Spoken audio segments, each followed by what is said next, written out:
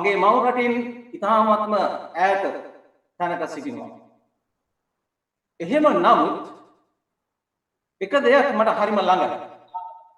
ඒ තමයි මගේ දෙමව්පියන් ඒ ජීවිත රටාව අද දක්වාම වෙනස් නොකොට පවත්වා ගැනීමේ හැකියාව මට ලැබී තිබෙනවා. ඔවුන්ගේ ජීවිතයෙන් මම ලබා ගත්තා වූ පාඩම් අද දක්වාම මම උපයෝගී කරගන්නවා මගේ ජීවිතය ගෙන යන්න. දැන් මම අපේ සභාවේ භාණ්ඩාගාරයට සම්බන්ධව වැඩ කරනවා. ඉතින් විශේෂයෙන්ම අද කාලයට ඔබින විදිහට යම් කිසි පණිවිඩයක් ඔබත් සමග බෙදා ගන්නවා නම් මම කල්පනා කරා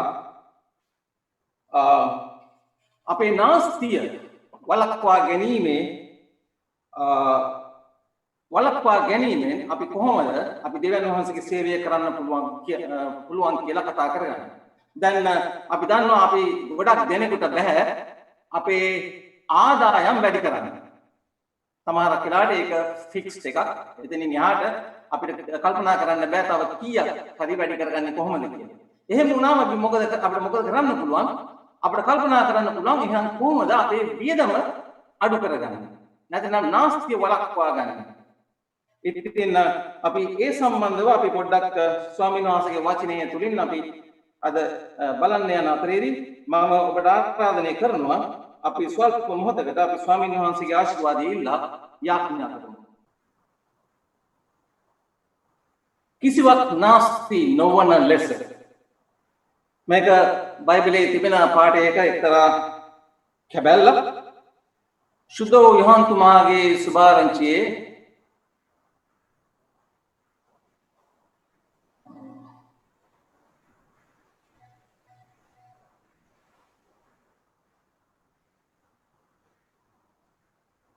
සුදෝ යොහන් තුමාගේ සුභාරංචියේ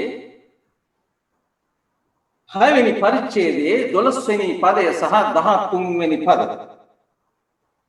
එතන කියනවා ඔවුන් කා තෘප්තියට පැමිණි පසු උන්වහන්සේ සිය ශ්‍රාවකයන් අමතා කිසිවක් නාස්ති නොවන ලෙස කැබලි එකතු කරගන්නයි වදාළසේක. මෙසේ කෑම වැළඳූ අය යව රොටි යව කියන්නේ බාර්ලි රොටි පහෙන් ඉතිරි කැබලි එක්කොට මලු 12ක් පුරවා ගන්නා ලද. ප්‍රධානම කොටස ඇවිල්ලා මෙතන කිසිවක් නාස්ති නොකරන ලෙස. දැන් යේසුස් වහන්සේ ගොඩාක් කතා කරපු දේවල් අපි දන්නවා. උන්වහන්සේ නැවත කතා කරලා තියෙනවා. අපි කියනවා යේසුස් වහන්සේ මේක 50 පාරක් කිව්වා, 100 පාරක් කිව්වා, 1000 පාරක් කිව්වා කියලා. නමුත් මේ නාස්ති කිරීම ගැන අපිට යේසුස් වහන්සේ කතා කරනවා අපිට දකින්න පුළුවන් මේ තැන විතරයි මේ වචන වලින්. දැන් එක බයිබලයේ එක කියනවා සිංහල බයිබලයේ කිසිවක් නැති නොවන ලෙස කියනවා. ඒ දෙකේම තේරුම අපිට දෙන්නේ එක හා සමානයි. දැන් මේ නාස්ති කිරීම ගැන ඒ වගේම මේ කැබලි කිරීම ගැනත් අපි කල්පනා කරොත් මෙතන යේසුස් වහන්සේ කියන්නේ මේ මිනිස්සු කාලා ඊට පස්සේ විසි කරපු කෑම කුඩු නෙමෙයි. ඒ කියන්නේ කටින් හපලා බිම දාලා ඒක මේ බල්ලන්ට දෙන්නවත් එහෙම නැතිනම් කුණුබක් ඊට කියලා දාන්නවත් එකතු කරන්න කියපු කෑම නෙමෙයි. මෙතන යේසුස් වහන්සේ මේ අයට කියන්නේ මේ ගෝලෙන්ට කියන්නේ ගිහිල්ලා එකතු කරන්න කියලා නැවතත් පාවිච්චි කළ හැකි ආහාරයට සුදුසු කෑම. ඒ කියන්නේ යේසුස් වහන්සේගේ ප්‍රාතිහාර්ය බලයෙන් උන්වහන්සේ එතන තිබිච්ච සෙනගට වඩා කෑම උන්වහන්සේ ප්‍රාතිහාර්යෙන් උන්වහන්සේ මැව්වා. එතකොට යේසුස් වහන්සේ මේ අයට කියන්නේ මේ තිබෙන කෑම අපි හෝටලයකින් අපි රෙස්ටෝරන්ට් එකකින් ගිහලා කෑවොත් සමහරව ඔබ දන්නවා ඇති අපි කාලා ඉවරලා කෑම වැඩි වුණොත් ඉතුරු වුණොත් අපි මොකද කරන්නේ? අපි කියනවා වේටර්ට කෑම ටික මේ ඔතලා දෙන්න අපිට ගෙදර ගෙනියන්න. මොකද ඒක ගෙදර ගෙනිලා තව කාට හරි කන්න පුළුවන් නැත්නම් අපිට පස්සේ කන්න පුළුවන්. මේ අදහස උනේ මෙතනත් උනේ ඒ අදහස. ඒ කියන්නේ ඒ කෑම ටික අරගෙන මේ සෙනගට පුළුවන් ඔවුන්ගේ ගම් වලට ගිහිල්ලා ඒ ගම් වල කට්ටියත් එක්ක බෙදා ගන්න. යන ගමන් කියන්න මේක කොහෙන්ද හම්බුනේ කියලා ඒක පණිවිඩයකට එවැන්ජලිස්ට් සේවයකට පාවිච්චි කරන්න. ඒ වගේම කෙනෙක්ගේ බඩගින්න පුරවන්න පුළුවන්. ඉතින් යේසුස් වහන්සේ මේ නාස්ති කිරීම ගැන ඉතාමත්ම උනන්දුවෙන් මේ වාක්‍ය පාවිච්චි කළා. දැන් යේසුස් වහන්සේට තිබුණා සුවිශේෂ බලයක්. උන්වහන්සේට පුළුවන් ඕනෑ තරම් කෑම මේ මවන්න. නමුත් ඒ මවන හැකියාව තිබුණා කියලා උවමනාවක් තිබුණේ නැහැ ඕන තරම් මවල කෑම නාස්ති කරන්න. ඒ නිසා තමයි යේසුස් වහන්සේ කිව්වේ ඒ කෑම එකතු කරගන්න කියලා. දැන් අපිට මේකෙන් තියෙන පාඩම තමයි අපිට කොච්චර වැඩියෙන් තිබුණත් අධිකව තිබුණත් ඒක නාස්ති කරන්න අවශ්‍යතාවයක් නැහැ. විශේෂයෙන්ම අපි මේ කාලේ දන්නවා අර කඩවල් වහන්න ඉස්සර වෙලා අපි ගිහිලා පුළුවන් තරම් ගන්න පුළුවන් දේවල් කඩවල වලින් අරගෙන ගෙදර ගෙනාවා. ඊට පස්සේ අපි දන්නවා අපි ටිකෙන් ටික කොහොමද මේවා හරි අමාරුවෙන් ගෙදර තියාගෙන පරිහරණය කරේ මොකද අපි දන්නේ නැහැ ආයෙත් එළියට යන්න පුළුවන් කවදද කියලා. ඉතින් හාල් ටික පරිප්පු ටික ගෙනාපු කෑම අපි ඉතාමත්ම ඕනෑ කමින් පාවිච්චි කරනවා. දැන් සිංහල වචනයක් කියවෙනවා මම බොහොම අමාරුයි මේ වචනේ හොයාගත්තා පරිභෝජනවාදය කියලා. ස්ක්‍රීන් ෂෙයාර් එකට මම ආයෙත් යන්න ඕන. දැන් ලෝකයේ තිබෙන සංකල්පයක් ලෝකීය ආර්ථිකය හොඳට තියාගන්න ඕන නම් ඒක සමබරව තියාගන්න ඕන නම් අපි පුළුවන් තරම් භාණ්ඩ මිලදී ගන්න ඕනේ. දැන් ඒකට පාවිච්චි කරනවා මේ තරමක් සංකීර්ණ වචනයක් පරිභෝජනවාදය කියලා. මම දන්නේ කොයිතරම් දුරට ඒක ගැලපෙනවද කියලා මම සොයාගත්තේ ඒක. මෙතනින් අදහස් කරන්නේ අපි බඩු අරගෙන අපිට උවමනා නැති වුණත් අපි සල්ලි වලට බඩු අරන් ඒවා අපි අහකට දානවා නම් ගොඩ කරනවා නම් ලෝකීය ආර්ථිකයට ඒක හොඳයි කියලා. මම දන්නේ නැහැ මම ආර්ථික විශේෂඥයෙක් නෙමෙයි. මම දන්නේ නැහැ කොයිතරම් දුරට ඒක හරි දෙයක්ද කියලා. නමුත් බයිබලයේ හැටියට නම් මම හිතන්නේ මේක අපිට ඒ තරම් ගැළපෙන දෙයක් නෙමෙයි. දැන් ඉස්සර අපි දන්නවා ඉස්සර අපේ උපකරණයක් අපි කැඩුනම අපි මොකද කරන්නේ? අපි යනවා රිපෙයාර් ෂොප් එකට දීලා අපි හදලා අපි ගේනවා. එතකොට අපේ ගේ පිළිවෙලකට තියෙනවා රිපෙයාර් ෂොප් එකේ එක්කෙනාට තිබෙනවා රැකියාවක්. දැන් අද මොකද වෙලා තියෙන්නේ? අද අපිට රිපෙයාර් ෂොප් එකක අවශ්‍යතාවය නැහැ. අපි බඩු ගන්නවා මොනවාරි පොඩි ප්‍රශ්නයක් වුණාම අපි අල්ලලා විසි කරනවා. ලෝකෙට කුණු ගොඩවල් වැඩි වෙනවා. වියදම වැඩි වෙනවා. නමුත් ලෝකයේ සංකල්පය ඇවිල්ලා අපි තියෙන සල්ලි ටික ඔක්කොම එළියට දානකොට මේ ඒක ආර්ථිකයට හොඳයි කියලා. නමුත් මේක පොඩි ප්‍රහේලිකාවක් කියනවා. මම හිතන්නේ යම් කිසි ධනවත් පිරිසක් මේ සිතුවිල්ල සාමාන්‍ය ජනතාවට දෙනවා. එතකොට මේ මුදල් ටික වෙන පිරිසකට එකතු කරගන්න පුළුවන්කම ලැබෙන පරිදි. දැන් එච්චර දුරට මගේ යන්න කල්පනාවක් නැහැ. මම නැවතත් මම එන්න ඕන දේව වචනේ පැත්තට. මොකද්ද මෙතන වෙන්නේ කියලා බලන්න. දැන් මේ 5000කට දෙන ඛණ්ඩ දීමේ කතාවේදී යේසුස් වහන්සේ ඒ කෑම මේ සෙනඟට දෙන විට යේසුස් වහන්සේ පාවිච්චි කළ ශ්‍රාවකයන්ව දන්වැලක පුරුකක් හැටියට. දෙවියන් වහන්සේ උන්වහන්සේගේ බලයෙන් යේසුස් වහන්සේගේ අතේ කෑම නිපදුවා. යේසුස් වහන්සේ මොකද කළේ? යේසුස් වහන්සේ ගෝලයන්ගේ අතට මේ කෑම දුන්නා. ගෝලයෝ ඔවුන්ගේ අත්වලින් ඒක සාමාන්‍ය ජනතාවට මිනිසුන්ට දුන්නා. මිනිසුන් ඊට පස්සේ ඒක අරගෙන ඒක එකිනෙකා අතරේ බෙදාගත්තා. දැන් මේ දන්වැලේ මේ සැපයුම් දන්වැලේ එක් පුරුකක් තමයි ක්‍රිස්තියානි අනුගාමිකයන් වන ඔබත් මම. යම් කිසි ආකාරයකින් යේසුස් වහන්සේ අපට දෙන දීමනා තවත් කෙනෙකුට දීම පිණිස අපේ අතින් නැවතුනොත් මොකද වෙන්නේ? ලෝකේ පැවැත්මට අවශ්‍යතාවයෙන් පෙළෙන ජනතාවට අවශ්‍ය දේ ලැබෙන්නේ නැතුව යනවා. දැන් යේසුස් වහන්සේගේ අනුගාමිකයන් හැටියට මම හිතන්නේ මේක අපිට හොඳ කාලයක්. අපේ ගොඩනැගිලි වැසිලා. ගොඩනැගිලි මෙච්චර කාලයක් අපි කල්පනා කළා ගොඩනැගිල්ල අපේ ස්වභාව කියලා. නමුත් දැන් අපිට යම් කිසි අදහසක් එනවා ගොඩනැගිල්ල කියන්නේ ස්වභාව නෙමෙයි. ගොඩනැගිල්ල කියන්නේ මේ ස්වභාව කියන්නේ ගොඩනැගිල්ල නෙමෙයි. නමුත් ස්වභාව කියන්නේ මම සහ ඔබ.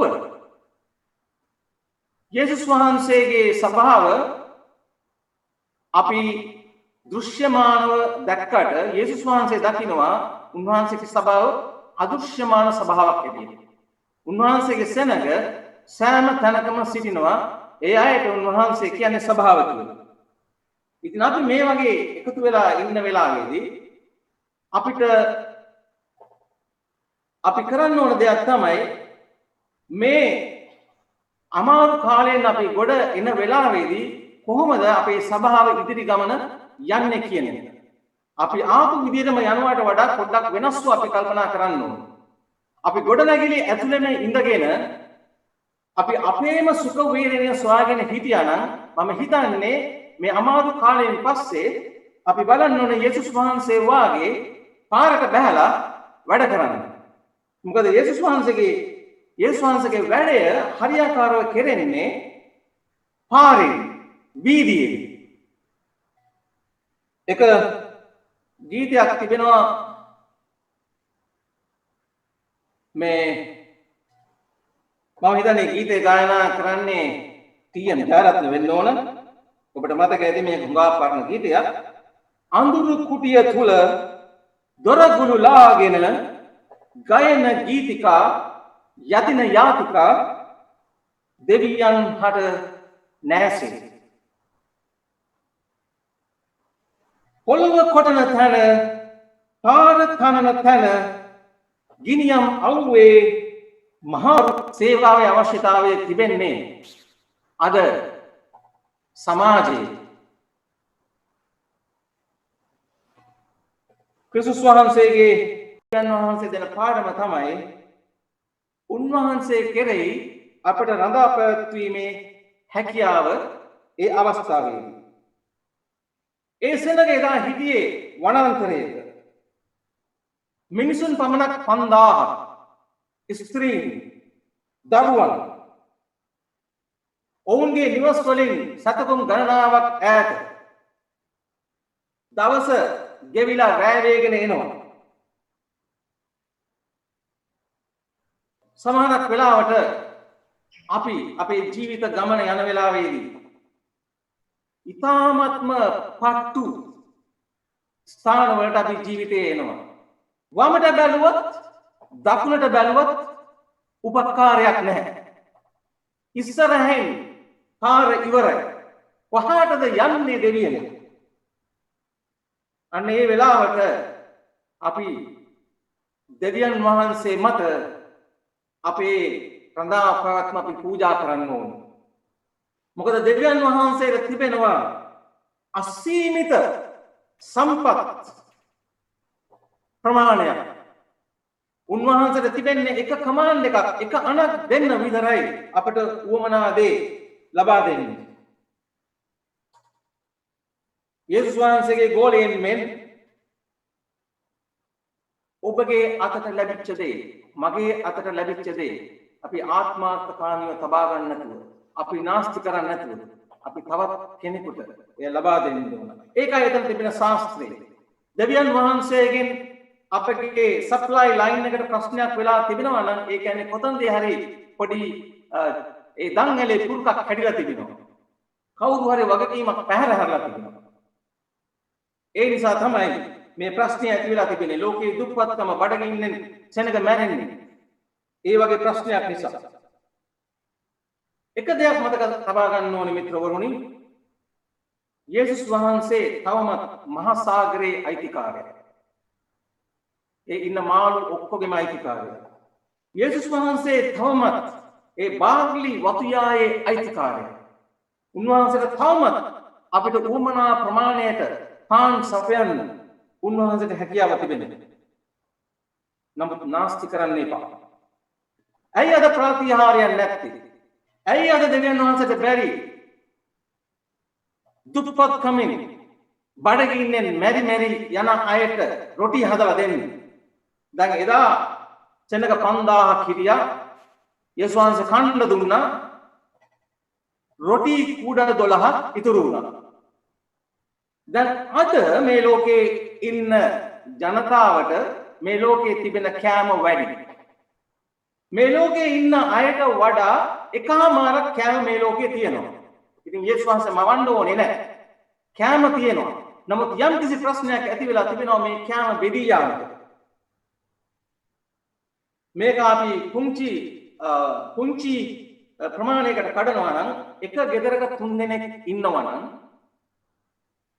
ඇවරේජ් එකක් හැටියට ගත්තාම ප්‍රතිශතයක් හැටියට ගත්තාම මේ ගෙදර ඉන්න 3 දෙනා අතන 5 දෙනෙක්ගේ කෑම කනවා. එහෙම වුණාම වෙන්නේ මොකද්ද? ලැබෙන්න තියෙන කෙනෙකුට ලැබෙන්නේ නැතුව යනවා. එසේකියල් පොතේ 16 වෙනි පරිච්ඡේදයේ 49 වෙනි පදයේ තාමත්ම වැදගත් පණිවිඩයක් තිබෙනවා. අපි දන්නවා සොදොම් නගරයේ තිබිච්ච පාපය. අද ලෝකේ නගරවලට මේ පාපය ඇවිල්ලා තිබෙනවා. මෙතන තවත් කෝණයකින් මේ සොදොමේ පාපයේ දෙස බලනවා. මෙන්න නුඹේ සහෝදරියු සොදොමේ වරද මෙසේ. උඩඟුකමත් කෑම පූර්ණකමත් නොසැලකිලි නිශ්චලකමත් ඈට සහ ඇගේ දූවරුන්ටත් තිබුණේ. ඈ අසරණයාගේද දිලින්දාගේද අත බලවත් නොකළාය. තාම බැරෑරුම් පණිවිඩයක්. ඔවුන් උඩඟුව සිට මා ඉදිරියෙහි පිළිකුල්කම් කළ බැවින් මම හොඳව පෙනුණු ලෙස ඔවුන් පහ කෙලිමි. දැන් මෙතනින් ඒ සොදොමේ තිබිච්ච ඒ ප්‍රධාන පාපය කැන්සල් කරන්නේ නැහැ. ඒක ඇවිල්ලා දෘශ්‍යමාන පාපය. ඔවුන් සබහා ධර්මයට එරෙහිව කළා වූ පාපය. නමුත් ඒ පාපයට මුළුණා වූ ඔවුන්ගේ සිත තුළ හටගත්තා වූ තමයි මෙතන තිබෙන්නේ. කෑම අධිකකම. ආගන්තුක සත්කාරය නොකිරීම. දිලින්දාට උදව් නොකිරීම. සිංහල බයිබලයේ versions දෙකක් තිබෙනවා. මේක ඊළඟ version එකේදී මම ඒකත් පොඩ්ඩක් ගත්තා. එතන කියනවා ඈ සහ ඇගේ දූවරු අහංකාරීව සිටියහ, අධික ආහාරද සැප පහසුකම්ද ඇතිව සිටියහ. දැන් කෑම අධිකකම ඉතාමත්ම බරපතල කාරණයක්. ඒක එකක් පාපයට මුල් වෙනවා. කෑම කෑවහම මොකද වෙන්නේ? අපේ ශරීරයේ තිබෙන පණ වැඩි වෙනවා. පණ වැඩි වුණාම අපේ ශරීරයේ තිබෙන මාංශ ඉන්ද්‍රියන් විකෘති වෙනවා. විකෘති වුණාම විකෘති දේ අපි කරන්න පටන් ගන්නවා. ඒ නිසා තමයි අපට ස්වාමීන් වහන්සේත් ඒ වගේම අනාගත වක්තෘතුමියත් අපට කියන්නේ අපි පමණ දැන ක්‍රියා කිරීමක් තියෙනවා. අධික ආහාර බඩට දාගන්නවා කියන්නේ නාස්ති කිරීමක්. කුණු කොට විසිකලත් එකයි කැම වැඩි කියලා අහක යනවා කියලා අපි ඒවා අපි අපේ බඩ ඇතුළට දාගත්තත් වෙන්නේ නාස්තිය. අපි කැම වැඩියෙන් කනකොට ඇත්තටම මුදල් නාස්තිය විතරක් නෙමෙයි වෙන්නේ අපේ ශරීරය නාස්ති වෙනවා. ඒ වගේම අපේ ආත්මයත් නාස්ති වෙනවා. මොකද අපි කල්පනා කරගන්න බැරි වුණාම අපිට අපේ දෙවියන් වහන්සේව අපිට හරියට අදාහ ගන්න බැරි වෙනවා. අන්තිමේදී අපිට මේ ලෝකේ ජීවිතය විතරක් නෙමෙයි සදාතනික ජීවිතයත් අපිට අහිමි වෙන්න පුළුවන්.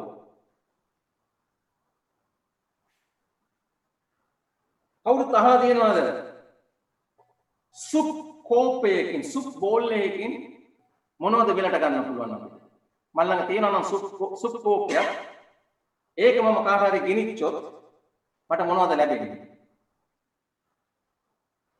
උත්පත්ති පොතේ 25 වෙනි පරිච්ඡේදයේ කියනවා මෙන්න මෙහෙම දිනක් යාකෝබ් ව්‍යංජනයක් පිළියෙල කළේය. එවිට ඒසව් බොහෝ වීඩාවට පත්ව කෙතෙහි සිට පැමිණියේ. ඔහු යාකෝබ්ට කතා කොට කරුණා කර ඔය රතු පාට ව්‍යංජනයෙන් කෑමට මට දෙන්න. මේ සුප් එකක් ගැන කතා සුප් එකක් නැත්නම් යම් කෑමක් ගැන දියර කෑමක් ගැන කතා කරන්නේ. ඒසව් කියන මට හරි මහන්සි. මේ කරුණ නිසා ඔහුට ඒදොම් යන නම දෙන ලදී. එතන අදහස් කරන්නේ ඒදොම් කියන්නේ රතු පාට කියන එක. එතකොට පසු කාලයේදී ඒසව්ට කිව්වේ ඒදොම් කියලා. ඒදොම් කියලා නගරයක් තිබුණා. ඒ නගරයත් දෙවියන් වහන්සේ විනාශ කළා. කොහොමද මේ කතන්දරේ හැටියට? එතකොට දැන් යාකෝබ් කියනවා උඹට බඩගිනි නම් උඹට සුප් එක ඕන නම් එසේනම් කුළුඳුල් කමේ උරුමය අද දින මට විකුණන්නේ නැහැ කීය. එවිට ඒසව් උත්තර දෙමින් මම දැන් මරණාසන්නව සිටිමි. කුළුඳුල් කමේ උරුමයෙන් මට කුමන වැඩක් දැයි කීවේ. දුරදිග කල්පනා කළේ නැහැ. බඩගිනි අයට දුරදිග කල්පනා කරන්න බෑ. යාකෝබ් දැන් කියනවා එසේනම් අද මා ඉදිරියේ දිවුරන්නේ නැහැ කීවේ. යාකෝබ් දැන් මේක නිකන් අතෑරියේ නැහැ. යාකෝබ්ට මේක සාන්ත කරගන්න ඕන වුණා. යාකෝබ් මොකද කරේ? යාකෝබ් දිවුරෙව්වා ඒසව්ට. ඒසව් ඔහු ඉදිරියේ දිවුරුවේය. මෙලෙස ඒසව් කුළුඳුල් කමේ උරුමය යාකෝබ්ට විකිණීය. කීයකටද වික්කේ? සුප් කෝප් එකකට. පසු කාලයේදී පාවුලුතුමා මෙතනින් අපිට පාඩමක් දෙනවා. මේ ලෝකයේ උරුමයට විතරක් නෙමෙයි ලැබෙන්න තිබෙන ලෝකයේ උරුමය ගැන අපිට කල්පනා කරන්න ඉඩ දීලා. එතන කියනවා හේබ්‍රව 12:16 වෙනි පදවල කියනවා කෑම ටිකකට තමාගේ කුළුඳුල්කම වික්කා වූ ඒසව් මෙන් අභක්තිකෙක්වත් නොසිටින පිණිසද බලා ගන්න. ඒසව්ගේ කුළුඳුල්කම විකිණීම අභක්තිකයෙකුගේ තත්ත්වයට වැටෙනවා. මක් නිසාද 17 වෙනි පදේ මක් නිසාද පසුව ඔහු ආශිර්වාදය උරුම කරගන්නට කැමති වුණ නමුත් ඔහු එපා කරනු ලැබූ බව නුඹලා දන්නෝය. මක් නිසාද ඔහු කඳුලෙන් යුක්තව ඕනෑකමින් එය සෙව් නමුත් වෙනස් කිරීමට ඉඩක් ලැබුණේ නැත. සුක්කෝපය බොන වෙලාවේදී මතක් වෙච්ච නොවෙච්ච දේවල් ඒසව්ට පස්සේ මතක් වුණා. ඒසව් ඇඬුවා. ඒසව්ට දන්න විදිහට ඒසව් පසුතැවිලි වුණා. නමුත් ඒසව්ට තම පියාගේ උරුමය ලැබුණේ නැහැ. ඒසව්ට තම ලෞකික පියාගේ උරුමය ලැබුණේ නැහැ. ඒසව්ට තමන්ගේ ස්වර්ගීය දෙවියන් වහන්සේගේ සදාතනික පියාගේ උරුමයක් නැති වූ බව අපිට මෙතන පැහැදිලි වෙනවා. උඩඟුකම අධික කෑම අධික ලෙස භාණ්ඩ තිබීම මේ සෑම දෙයක්ම අපිව බරපතල පාපයන් කිරීම සඳහා පෙළඹවන්න පුළුවන්.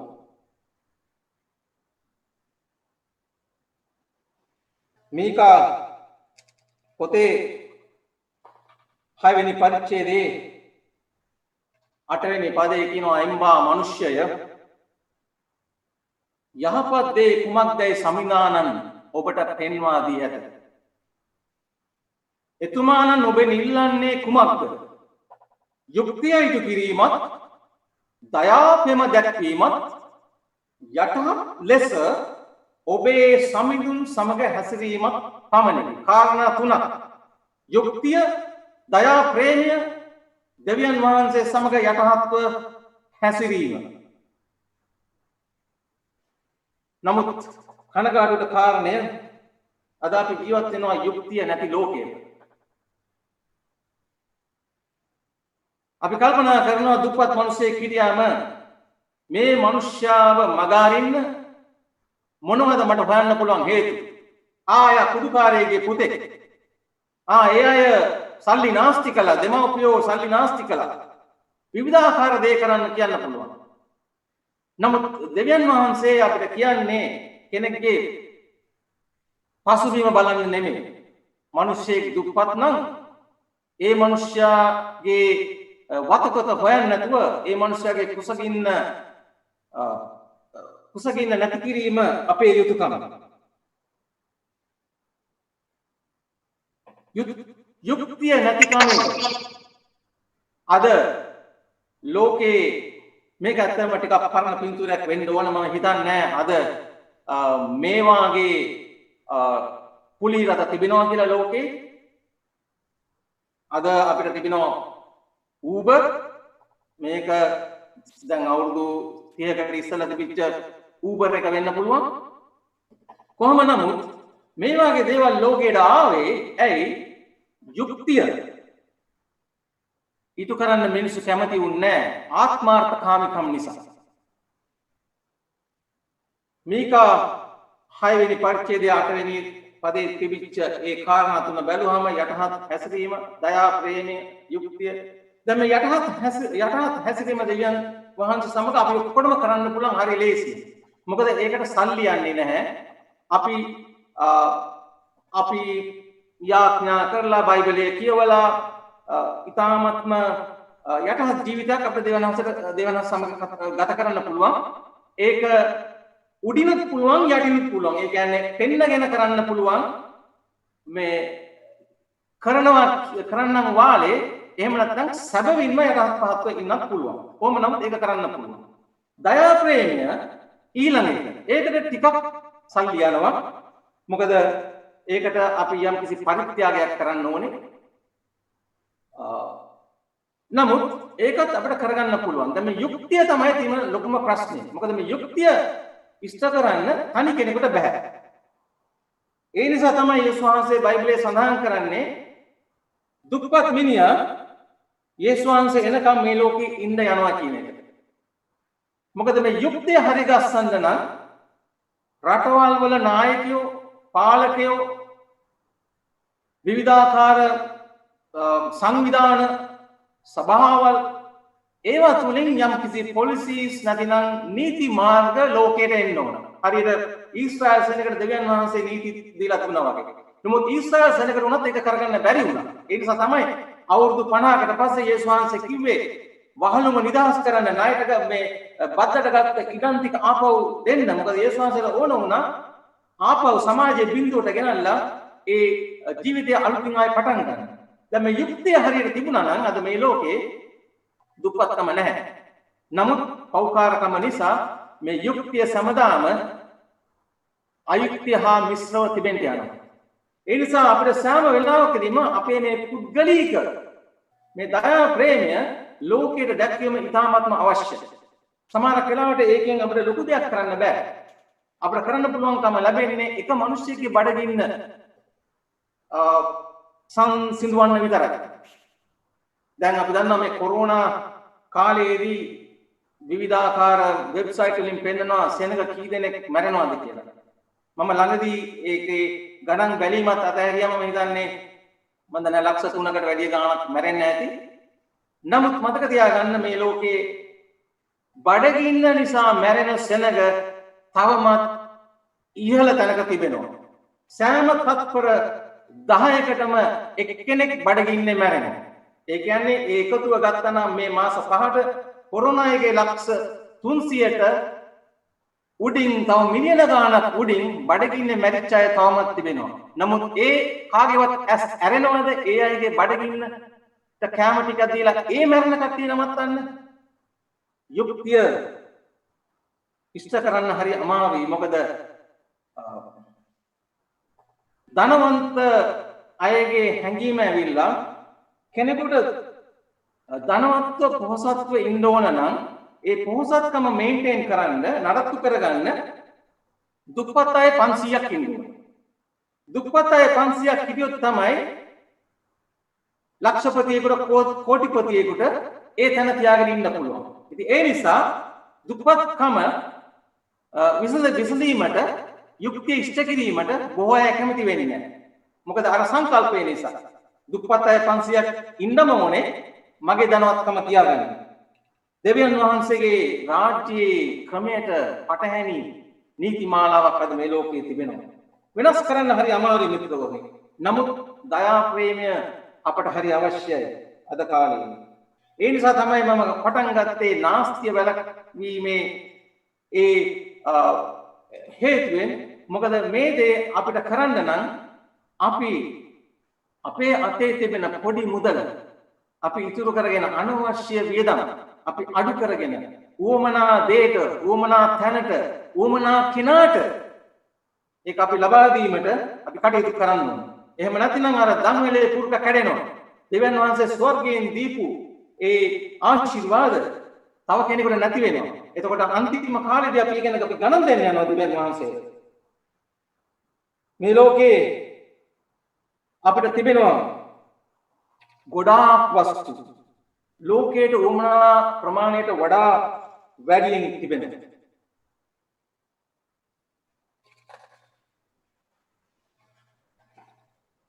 ඒ වගේම මතක තබා ගන්න මේ නාස්තිය ගැන කතා කරනකොට කැම විතරක් නෙමෙයි. මම දැන් අවසානයේට එනවා. කැම විතරක් නෙමෙයි. අපිට ගොඩක් දේවල් තිබෙනවා අපි නාස්තියෙන් නවත්තන්න. තවත් එක දෙයක් තමයි කාලය. කාලය ඉතාමත්ම සුළු ප්‍රමාණයක් ඉතුරු වෙලා තිබෙනවා මේ ලෝකේ අපේ චරිත හදාගන්න. 1985 වගේ කාලයේදී මම හිතන්නේ අපි කොටුගොඩ ප්‍රදේශයේ රැස්වීමක් ධම්ම කසකාවත්ත ප්‍රදේශයේ මාතෘකාව කාලය ළඟේ. මම හිතන්නේ දැන් අවුරුදු 35කට 40කට කිට්ටු කාලයක් ගියා. තවමත් අපි කියනවා කාලය ළඟයි කියලා. නමුත් එදාට වඩා අවුරුදු 35ක් දැන් කාලය තවත් කෙටි වෙලා තිබෙනවා. කාලයත් අපි ඉතාමත්ම කල්පනාකාරීව පාවිච්චි කරන්න ඕනේ. මොකද කාලය ඇවිල්ලා දේව රාජ්‍යයට ඉතාමත්ම උවමනා දෙයක්. තව කෙනෙකුට දේව රාජ්‍ය නැති වෙන්නත් පුළුවන්, මට දේව රාජ්‍ය නැති වෙන්නත් පුළුවන්. මේ ලැබිලා තිබෙන මේ සුළු කාලයෙන් අපි හරි ප්‍රයෝජනය ගත්තේ නැත්නම් අපිට හිතන්න පුළුවන් ද යේසුස් වහන්සේ අද ඉන්නවනම් උන්වහන්සේගේ ජීවිත රටාව දිහා බලලා යේසුස් වහන්සේ මොනවද නාස්ති කරන්නේ කියලා අපිට නිකන් පොඩ්ඩක් හොයලා බලන්න. පොඩ්ඩක් ඔත්තු බලන්න. යේසුස් වහන්සේට විශාල ඇඳුම් අල්මාරියක් තියෙනවා. යේසුස් වහන්සේ අඳින්න නැති ඇඳුම් ගොඩාක් ඒක ASCII තියෙනවා. ඊට පස්සේ වීදියේ ඉන්නවා ගොඩාක් ඇඳුම් නැති කට්ටිය. මුත් යේසුස් වහන්සේ කල්පනා කරනවා මේක කවදා හරි මට ඕන වෙයි. ඒ ඇඳුම් අල්මාරියෙන් කවදාකවත් එළියට එන්නේ නැහැ. ඒ අල්මාරියෙම තිබුණා වේ කියන්නේ. නාස්තිය. මොකද ලැබෙන්න ඕන මිනිහට ඒක ලැබිලා නැහැ. යේසුස් වහන්සේ කල්පනා කළොත් මම දේශනා කළා ඇති. උන්වහන්සේ කියලා ගල් පර්වතයක් උඩ වාඩි වෙලා එහෙනම් මූදු වෙරළේ වාඩි වෙලා තමන්ගේ කාලය උන්වහන්සේ නාස්ති කරයි. උන්වහන්සේ ගෙදර ඉන්නකොට මුළු දවසම මූවිස් බල ගේම් සෙල්ලම් කර උන්වහන්සේ කාලය නාස්ති කරයි. මම හිතන්නේ අද යේසුස් වහන්සේ මං ළඟ හිටියා නම් මම ජීවත් වෙන විදිය වෙනස්. අපේ මේ නාස්ති කිරීමේ මේ කතන්දරයේ මේ මූල ධර්මය කැමකට වඩා ඉතාමත්ම බරපතල මීනින් එකක් ගෙනත් දෙනවා. තේරුමක්. අපේ මුළු ජීවිතයම අපේ මුළු ජීවිත රටාවම මේ නාස්තියෙන් වළක්වාගත් ජීවිත රටාවක් වෙන්න ඕන. මක් නිසාද? එක අපේ ජීවිතය ජීවත් කරගන්න සෑම දෙයක්ම දීලා තිබෙන්නේ දෙවියන් වහන්සේ. අපිට අයිති නැති දේවල්. උන්වහන්සේ අපට දුන්න දේවල් අපි හරියට පාවිච්චි කරන්න අපි තීරණය කරන්න ඕනේ. තව වචනයක් තිබෙනවා ඔබ දන්නවා නම් අවමවාදය කියලා. දැන් මේ අවමවාදය කියන එක එච්චර ප්‍රසිද්ධ වචනයක් නෙමෙයි. මොකද බොහෝ අයට මේක එච්චර හොඳ මාතෘකාවක් නෙමෙයි. ඉංග්‍රීසියෙන් කියනවා මිනිමලිස්ට් කියලා. මොකද ඒ අය දිහා හොඳ කොණයකින් බලන්නේ නැහැ සමාජය. හිතන්නේ මේ ලෝභ කට්ටියක් කියලා.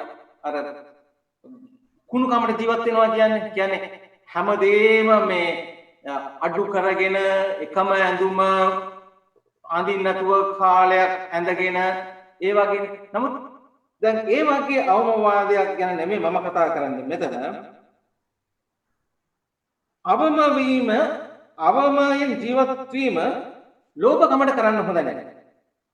නමුත් ලෝක ආශාවෙන් නිදහස්ව සිටීමට අවමවාදී වීම නරක දෙයක් නෙමෙයි.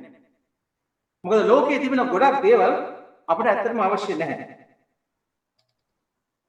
අවමවාදීකගේ හරි අවමවාදීකගේ තෘප්තිය හා සතුට තියෙන්නේ භාණ්ඩවල නෙමෙයි, සමාජ ආශ්‍රය සහ ජීවිත අත්දැකීම් ඔහුගේ තෘප්තිය.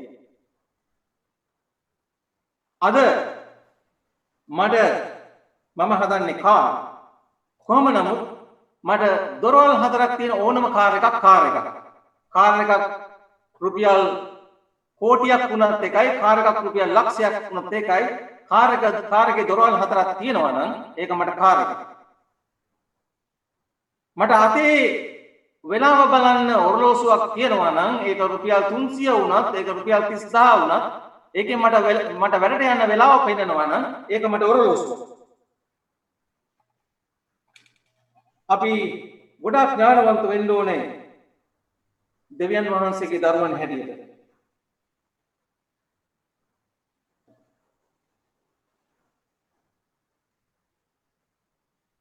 දන්නවද අපි මැරෙන්න ඉස්සලා කරන දේ මොකද්ද කියලා? අන්තිම කැමැත්තක් ලියනවා. දැන් මේ අන්තිම කැමැත්ත මොකක්ද? සමහර අය ඒක හොඳ හිතින් කරනවා. නමුත් බොහෝ අයගේ අන්තිම කැමැති බැලුවාම දැන් මම හිතන්නේ යම් කෙනෙක් මට එක්තරා වෙලාවකදී කිව්වා ඈත ඥාතියෙක් ඒ ඥාතියාගේ අන්තිම කැමැත්තේ 25 වෙනියා වාගේ තැනක මගේ නම තියෙනවා කියලා. ඒ කියන්නේ හදිස්සියේ මගේ ඥාතියට මොනවා හරි වුණොත් එහෙම ඒ ඥාතියාගෙන් දරුවන්ගෙන් කාට හරි ගිහිලා කියලා හදිස්සියේ ඒ 24 දෙනාම මැරුණොත් 25 වෙනියට ඉන්නවා අර ඥාතියාගේ තිබෙන දේවල් මට ලැබෙන්නේ. මේක මේ ලෝකේ වෙන්න පුළුවන් දෙයක්ද? වෙන්න පුළුවන්. නමුත් හරි අමාරුයි ඒක වෙන්න. නේ? දැන් මිනිසුන් හිතන්නේ ජීවත් වෙනකන් හැම දෙයක්ම තියාගෙන භුක්ති විඳලා නැතිනම් ලෝභකමට ඒක තියාගෙනම ඉඳලා අන්තිම කැමැත්තක ලියලා මරුණාම දෙවියන් වහන්සේ ඒක පරිත්‍යාගයේ ක්‍රියට ගණන් ගන්නවා කියලා. නමුත් මිත්‍රවරුනි මරුණායින් පස්සේ අපි පරිත්‍යාග දෙන්න ඕන නෑ. ඒක ඉබේම පණ පිටින් ඉන්න කාට හරි ඒක පරිත්‍යාගයක් වෙනවා. කතාවට කියනවා අපි අහලා ඇති මේ ස්වර්ගයේ දොරටුව මොර කරන්නේ කවුද? සාන්ත පේත්‍රස්. මිනිසුන් ගිහිලා කියන්න පුළුවන් මේ මම 25 දෙනෙකුට මගේ වස්තුව දීලා යාවේ. කොයි වෙලාවෙද දුන්නේ? මරුණට පස්සේ. මැරෙන්න ඉස්සෙල්ලා දී ගන්න බැරි වුණා. මොකද මැරෙන්න ඉස්සෙල්ලා පොඩ්ඩක් ඒක පොඩි බැඳගෙන තියාගන්න ඕන නම් මොකද මම දන්නේ නෑ මම ජීවත් වෙන්නේ අවුරුදු 60ක්ද 80ක්ද 100ක්ද 120ක් ඉඳීද. ඉතින් මම කල්පනා කරගෙන හිටියා මේක තියාගෙන ඉන්න. නමුත් හරි ගියේ නෑ. ඒක ඉතුරු වුණා. දැන් මරණයට පස්සේ ඒක යනවා.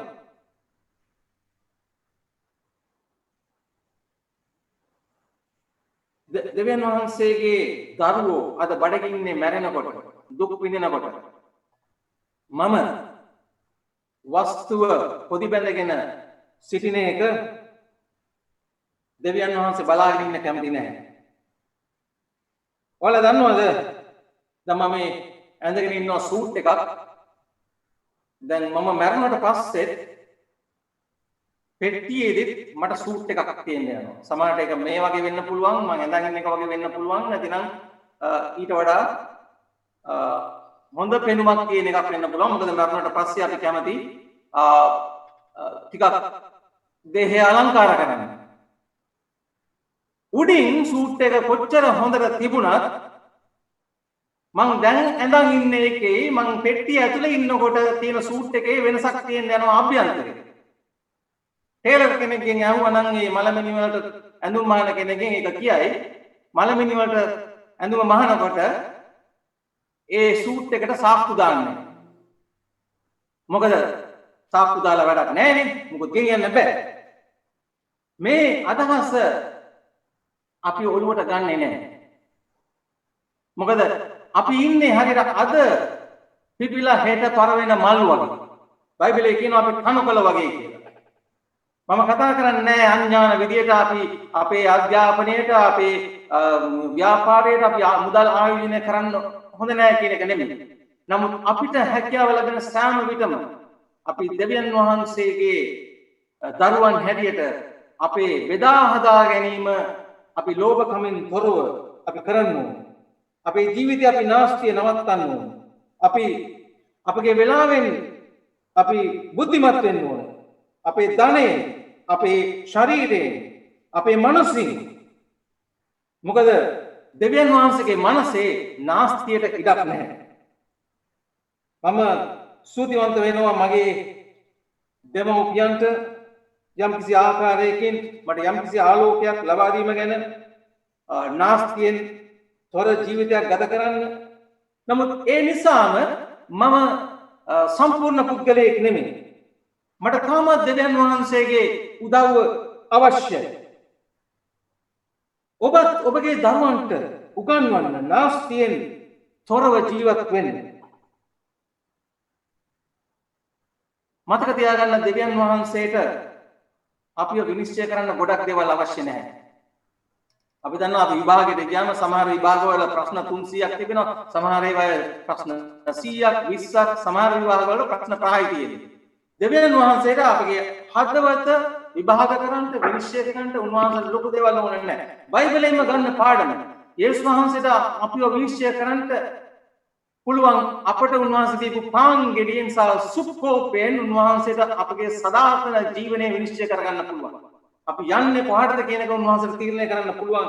අපේ අතේ තිබෙන පුංචි දේ. ඒ නිසා අපි හරියට කල්පනාකාරීව අපි ජීවත් වෙන්න ඕනේ. දෙවියන් වහන්සේ තුල අපි විශ්වාසවන්තව ජීවත් වෙන්න ඕනේ. මගේ අවසාන වශයෙන් මම කියන්න කැමතියි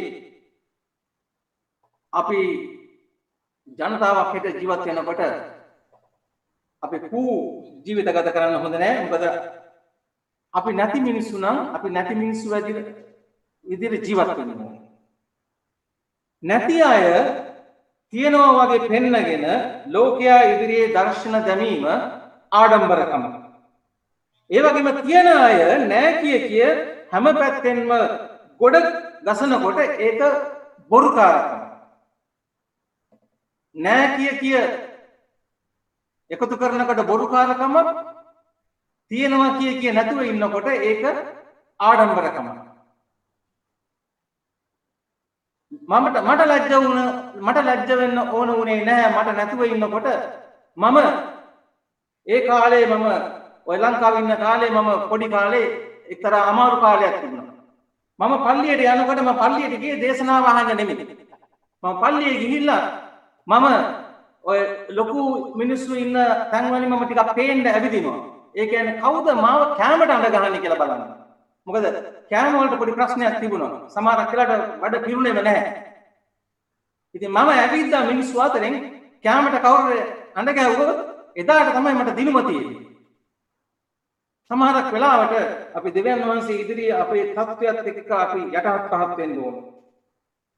මේ කාරණය මොනවාවත් අපි කොයි පැත්තේ හිටියත් අපි දෙගොල්ලම පසුතැවිලිව හැරෙන්න ඕන දේව රාජ්‍යයේ ප්‍රීතියට ඇතුල් වෙන්න නම්. ඉතින් මේ වෙලාවේදී මම ඔබට ආරාධනය කරනවා. අපි දන්නවා අපි විවිධාකාර විදිහට දැන් අපි ඉඳගෙන ඉන්නවා. මම ඔබට ආරාධනය කරනවා ඔබ ඉඳගෙන ඉන්න සැප පහසු ස්ථානයේ ඕනනම් පොඩක් ඉස්සරහට ඇදිලා එන්න. ඔබගේ ප්‍රයිවට් ස්ථානයේම ඔබ අත ඔසවන්න. අත ඔසවලා දෙවියන් වහන්සේට පොරොන්දුවක් වෙන්න, කැපකිරීමක් වෙන්න. දෙවියනි ඔබ වහන්සේ දුන්නා වූ වස්තු සම්භාරය ඔබ වහන්සේ මට දීලා දෙන පුංචි දේ පවා මට හරියට පාවිච්චි කිරීමට ඔබ වහන්සේ අද පටන් මට ශක්තිය ලබා දෙන්න. මොකද ඒ සෑම දෙයක්ම ඔබ වහන්සේගේ රාජ්‍යය දියුණු කරන වර්ධනය කරන උපකාර කරන දේවල්. ඒ නිසා මට නාස්ති කරන්න ඉඩ දෙන්න එපා. ඒ වගේම අමාරුකම් වලින් සිටින අයට මම කියන්න කැමතියි. ඉස්සරහට එන්න. ඔබගේ අත උස්සන්න. දෙවියන් වහන්සේට ඔබ ළඟ දෙන්න යමක් නැත්නම් ඔබගේ ශරීරය දෙන්න දෙවියන් වහන්සේට. අපගේ අවසාන ගීතිකාව යටත් කරම් සෑම දේම කියන ගීතිකාව. අපිට මුකුත් නැත්නම් අපි යටත් කරමු අපගේ ශරීරය දෙවියන් වහන්සේට. අපගේ ජීවිතය උන්වහන්සේට පුළුවන් දෙයක් අප තුලින් කරන්න. ඉතින් මම ඔබට ස්තුතිවන්ත වෙනවා. ඔබ දෙවියන් වහන්සේගේ වචනය අද මා තුලින් ලබා ගැනීම ගැන. නමුත් මගේ ඉල්ලීම මගේ ආරාධනය ඔබ මේ වචන ඇසීමක් ලෙස පමණක් නොව මගේ යාඥාව මේ ලබාගත්තා වූ වචන ඔබගේ ජීවිතේ ඔබට ඔබගේ ඉදිරි ගමනට උපකාරී වෙනවා වගේම දෙවියන් වහන්සේගේ රාජ්‍යයේ උරුම කර ගැනීමට මේ වචන ඔබට උපකාරයක් වේවා කියලා ප්‍රාර්ථනා කරමින් මම ඔබට සුබ සබත් දවසක් ප්‍රාර්ථනා කරනවා. දේව පිහිටයි.